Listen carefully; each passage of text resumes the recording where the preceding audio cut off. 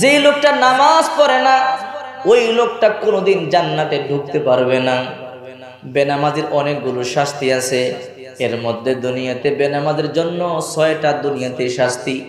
বেনামাজির জন্য দুনিয়াতেই 6টা শাস্তি। আপনি যত আমল করেন, নামাজ পড়বেন না, জান্নাতে ঢুকতে পারবেন না।